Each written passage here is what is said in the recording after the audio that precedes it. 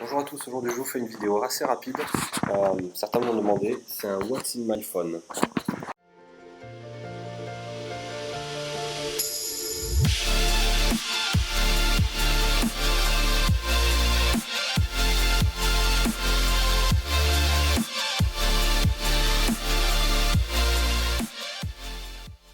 Je suis en mode un petit peu vacances, donc il n'y a pas forcément les bonnes conditions pour l'éclairage et pour le son surtout.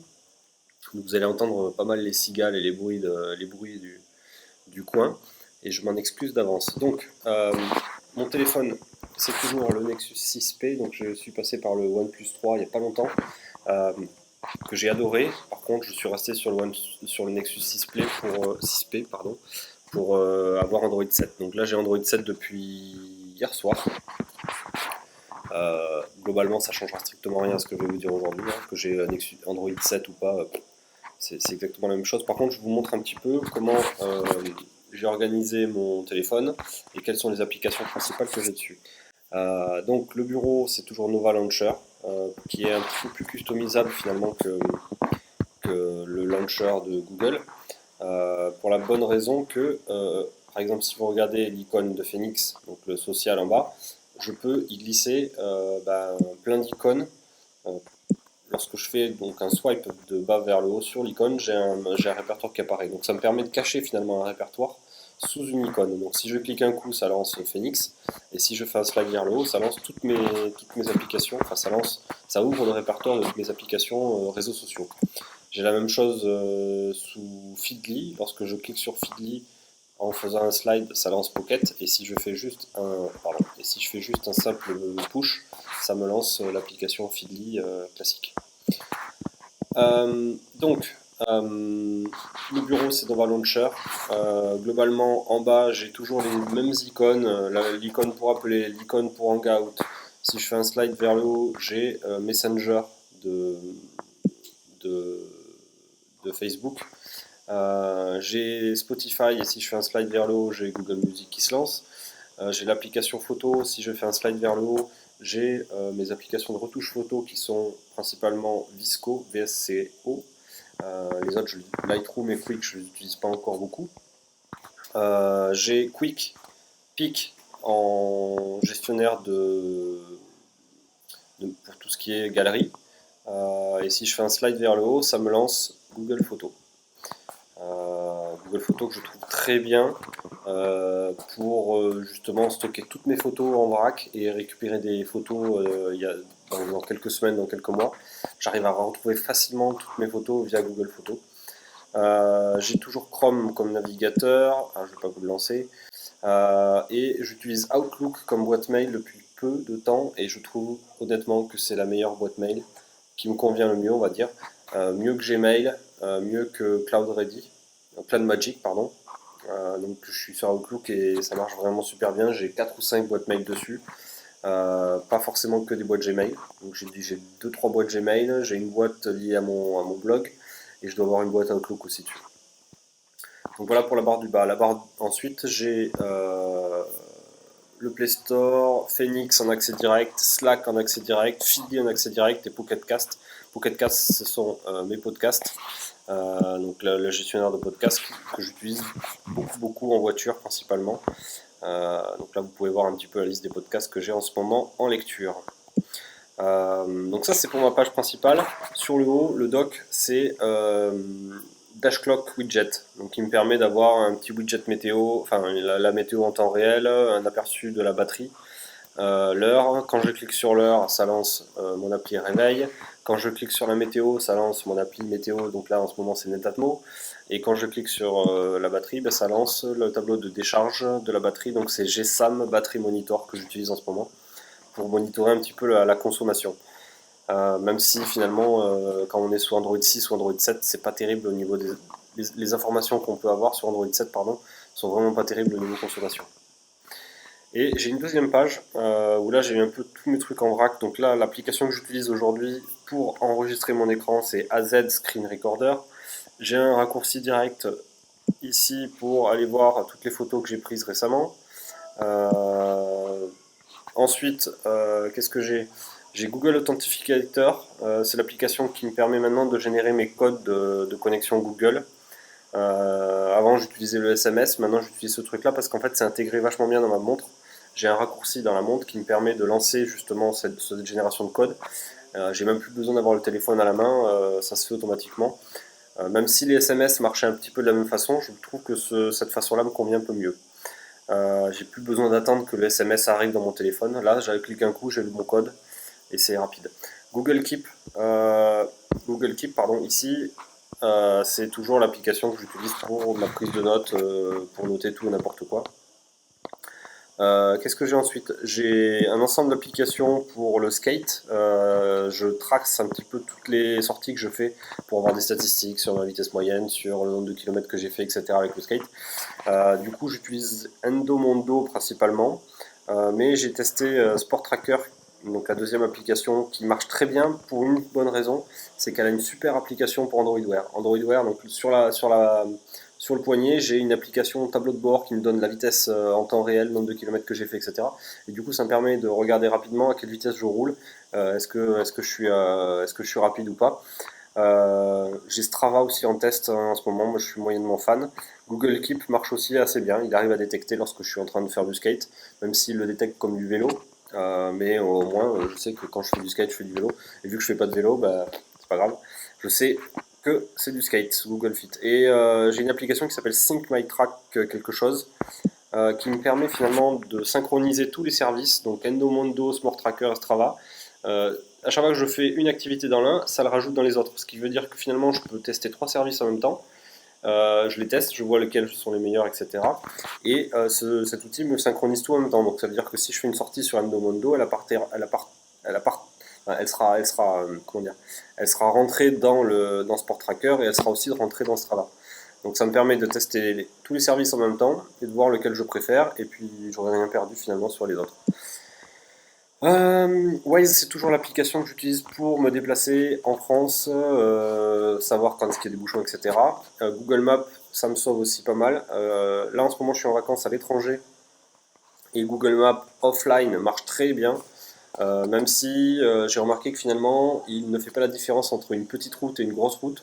Donc de temps en temps, je me retrouve en mode offline à traverser limite un village dans une toute petite route, alors que le mode online de Google Maps m'aurait fait plutôt passer par un chemin un peu plus long, mais par la nationale. Bon, c'est ce que j'ai remarqué. Ensuite, j'ai Pocket.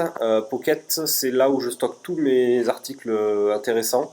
Lorsque je les ai dans Feedly, que j'ai pas le temps de lire dans Feedly, ce que je fais en général, c'est que je rajoute dans Pocket. Pocket marche super bien, donc en gros, c'est une sorte de marque-page qui est intégrée dans plein de logiciels, y compris sur Mac. Ce qui fait que quand je regarde aussi sur mon iPad des articles qui m'intéressent, je les mets dans Pocket. Et ils ont l'avantage d'aller se synchroniser aussi avec ma liseuse, donc Kobo. Donc j'ai les articles qui arrivent aussi en noir et blanc, sans les pubs, etc. sur ma liseuse Kobo. Donc ça c'est vachement bien. YouTube, je vous présente pas. Studio, c'est l'application qui me permet de gérer la chaîne YouTube. Donc là, je vais pas vous montrer le contenu parce que c'est pas intéressant, mais ça me permet de voir finalement tous les commentaires qui sont arrivés, les statistiques sur les 28 derniers jours, combien de vidéos ont été vues, etc. Et puis, on finit sur le dernier onglet qui sont les jeux. Donc, obligé d'avoir Pokémon Go en ce moment pour pas paraître trop débile. Même si je crois que j'ai joué 3 jours et que je dois être level 6 grand maximum. J'ai Scorecast qui me permet de gérer les pronostics. Donc, c'est un service qui est vachement bien pour tout ce qui est pronostics foot, rugby, etc. Donc là, j'ai un paquet de compétitions en cours avec des gens du boulot, avec des amis, etc. SofaScore, c'est l'application qui me permet de traquer tout ce qui est foot, rugby, les matchs. Ça me dit en temps réel quels sont les matchs. J'ai des alertes sur la montre qui me disent à chaque but, ou à chaque carton rouge, ou à chaque, etc.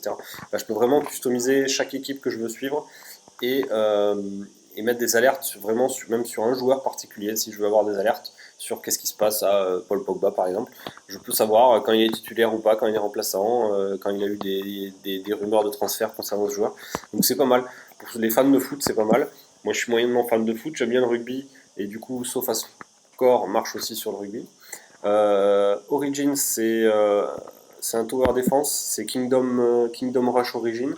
c'est le Tower Defense que je trouve au top en ce moment. Euh, que j'aime bien pour l'été, c'est un petit jeu rigolo. Et Yo, c'est World of Yo, c'est un jeu de plateau en fait, un jeu réel qui se joue finalement avec le smartphone et il faut installer une application. Euh, donc World of Yo, c'est pas trop mal comme jeu. Qu'est-ce que j'ai d'autre comme application intéressante? En bas à gauche, vous avez mon application livraison, c'est Deliveries en anglais, euh, qui me permet de traquer tous les colis, savoir automatiquement où sont chaque colis. Donc j'ai juste à rentrer le numéro de suivi et il me dit sur une carte où est le colis, où est-ce qu'il en est, etc. Donc c'est pas mal, ça se connecte régulièrement au serveur, du coup ça m'alerte sur ma montre directement si le colis par exemple a été livré dans mon relais colis, etc. Ça permet de faire gagner pas mal de temps cette application. Et puis il y a un truc que je vous ai pas montré aussi, quand j'ai pas de bouton pour lancer toutes mes applications en fait sur le bureau là, vous avez il n'y a pas les petits carrés qui en général affichent le drawer d'application. Moi, ce que j'ai fait, c'est que je l'ai fait en faisant un slide de bas en haut. Hop, ça affiche, ça m'évite finalement d'un bouton et ça m'affiche toutes mes applications qui sont installées en ce moment sur le smartphone. Donc là, j'en ai beaucoup plus finalement que ce que j'ai sur mon bureau. Je vais essayer de les balayer assez rapidement. Je viens de voir d'ailleurs que je vous ai pas du tout parlé des applications réseaux sociaux. Donc là, je reviens un petit peu en arrière. Ce que j'utilise le plus aujourd'hui sur les réseaux sociaux, c'est clairement Twitter, Google+. J'étais très fan au début. Et en fait, alors, est-ce que c'est ma faute ou est-ce que c'est la faute de Google+, je sais pas. Mais petit à petit, j'ai eu de moins en moins d'interactions avec les gens sur Google+. Quand j'ai commencé à justement à me dire, bon, là, il y a quasiment plus, quand je poste un article, il y a quasiment plus aucun commentaire, etc. Ça devient un petit peu compliqué. Donc, je voyais qu'il y avait moins en moins de monde sur Google+. Du coup, j'ai augmenté mon activité, on va dire, sur Twitter et Facebook. J'ai ouvert une page Facebook Blabla High Tech. J'ai mon compte Twitter qui marche bien sur Twitter, mon compte perso, et indirectement, ça a contribué à tuer encore plus mon activité sur Google+. C'est-à-dire que Google+, j'y vais de moins en moins, même si je poste systématiquement tous mes liens à chaque fois que je publie un article sur le blog, directement c'est publié sur Google+, sur deux comptes différents, etc. Mais je trouve qu'il y a un engouement qui est quand même beaucoup moins fort sur Google+, que sur le reste des réseaux sociaux. C'est un petit peu dommage parce que c'était clairement mon social préféré initialement.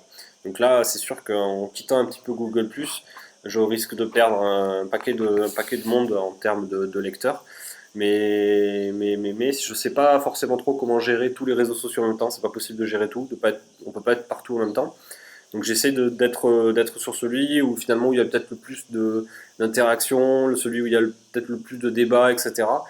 Et même si Twitter, je le trouve très nul sur les débats, c'est-à-dire que 140 caractères pour écrire un truc, argumenter, etc., je trouve ça nul, vraiment nul. Google Plus est très bien là-dessus. Mais les gens sont sur Twitter et ça me fait un peu chier finalement, mais bon, c'est comme ça. Instagram, j'y suis aussi beaucoup. Sur Instagram, vous trouverez tous les liens en fait en descriptif de la vidéo, à la limite, je vous laisserai tout. Instagram, je publie vachement de choses, je publie aussi dans les stories. Des petites photos du quotidien, des tests de produits, etc. Facebook, j'y suis pour des raisons perso, et puis il y a aussi la page Facebook de Blabla Tech, mais c'est vrai que j'ai pas tendance à vous ajouter ou à accepter d'ajouter en ami des gens que je ne connais pas, on va dire, dans la vraie vie très proche. C'est-à-dire qu'en général, dans mes amis, il n'y a que mes amis proches. J'ajoute très peu de personnes à l'extérieur. Tumblr, j'y vais quasiment jamais. Buffer, c'est l'application qui me permet de gérer des publications programmées. C'est-à-dire que je peux dire cet article-là, je le programme tel jour à telle heure sur Twitter et je le programme tel jour à telle heure sur Facebook. On ne peut pas programmer sur Google+. Mais c'est pas mal quand j'ai par exemple trois articles que je veux republier plusieurs fois dans la semaine pour être sûr que les gens l'ont pas raté. Je les rajoute dans un pub buffer à des heures particulières et automatiquement l'article il est publié quand il faut. Reddit, j'ai plusieurs clients Reddit, j'aime bien Reddit, mais j'y vais assez rarement, mais à chaque fois je trouve qu'il y a des choses pas mal sur Reddit.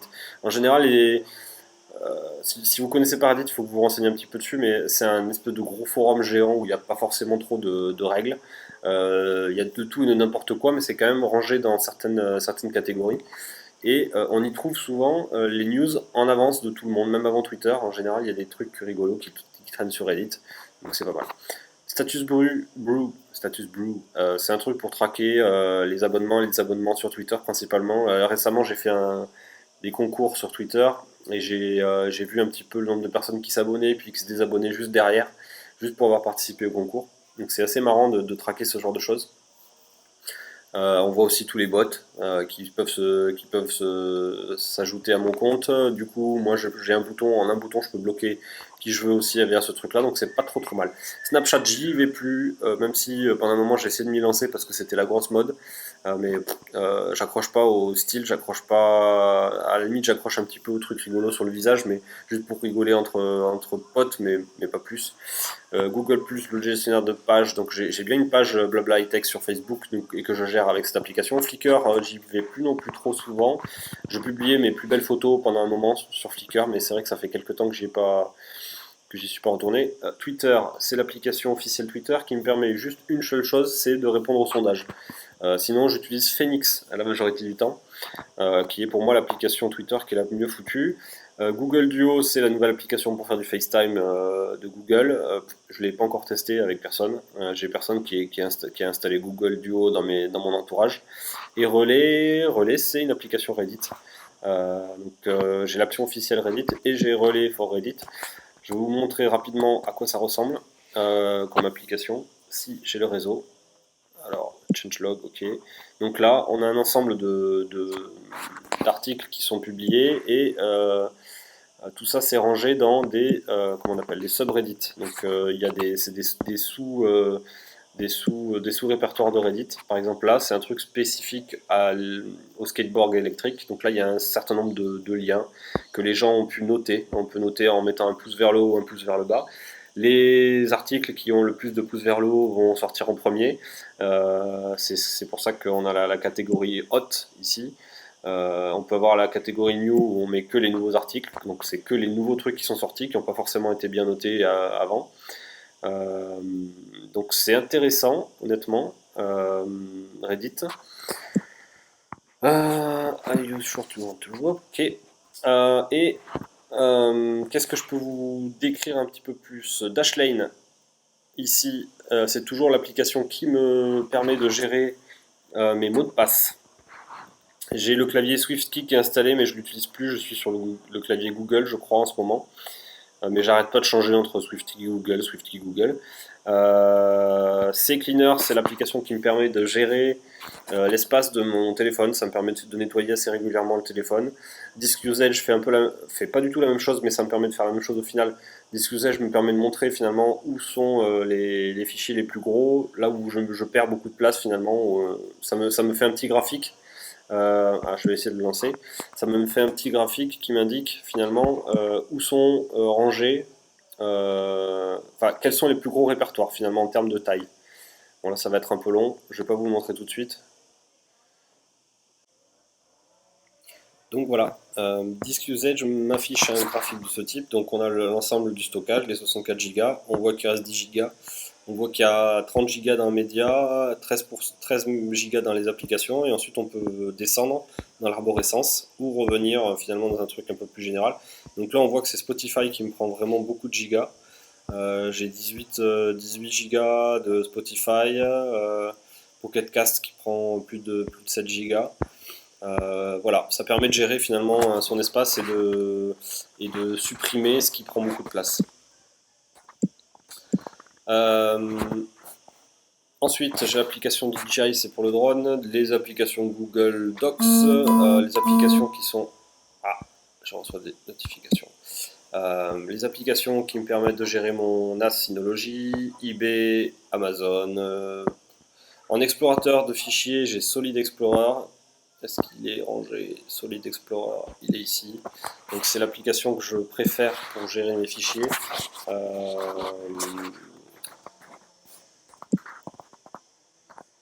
Parce qu'elle marche très bien, elle permet d'avoir deux fenêtres côte à côte affichées, etc.